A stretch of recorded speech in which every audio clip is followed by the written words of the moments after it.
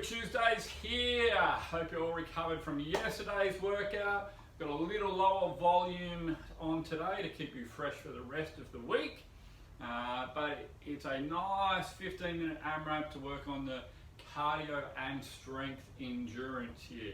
Got a little bit of Olympic work, got a little bit of weightlifting work, and that monostructural work with our skipping, and that's with equipped and or with our home workout as well. So warm up for today, 1 minute. Let's get the chest and arms moving, get some blood pumping through the upper body, and then we're going to go straight into Tabata. So what we're looking at doing here is getting the joints warmed up, getting that breathing rate up. So 20 seconds of jumping jacks, followed by 10 seconds rest, and then 20 seconds of up downs. So obviously with our snatches, we're looking at getting those hips warmed up, shoulders moving, shoulders warmed up as well. So we'll have a little bit of time to go over some of the movements. Here would be a great chance if you're out working out at home to find out a weight for the equipped the equipped version of 15 power snatches that you could do unbroken. Yeah.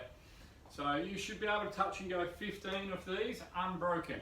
Now you might not want to do that for the workout. You might want to do say 8 and 7 or 3 sets of 5 to keep you going through this.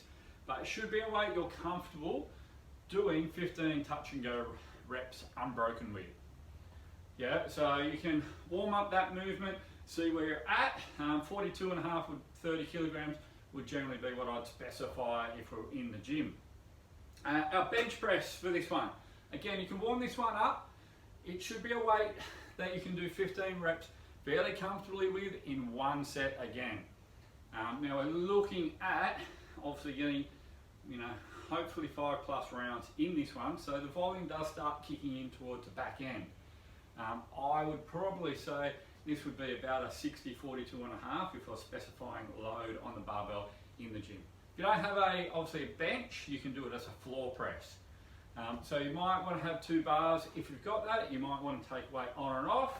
But if you don't, simply use the bench press, use whatever you've got on for the snatch, and come in either to the bench press or the floor press. Yeah.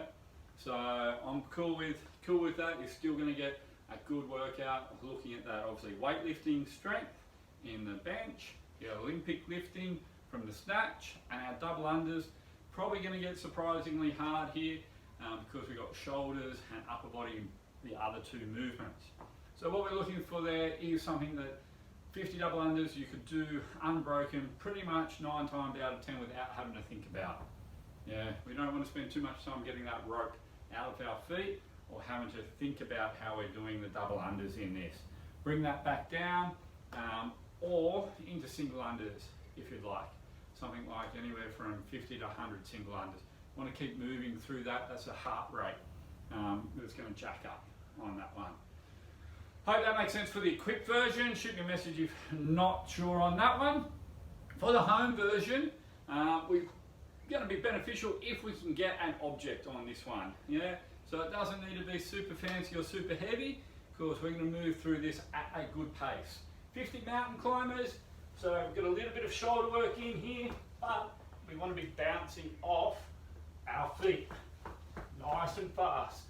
Yeah, so you're going to get a little bit of shoulder burn in that one, a little bit of ab burn, but we're getting that bouncing pattern that we would in a double under without having to worry about too much space. Yeah. Then you got 15 ground to overheads.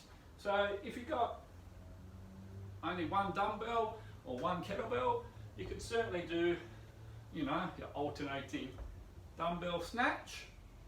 You could hold it like this and go all the way up and overhead, or the good old backpack here.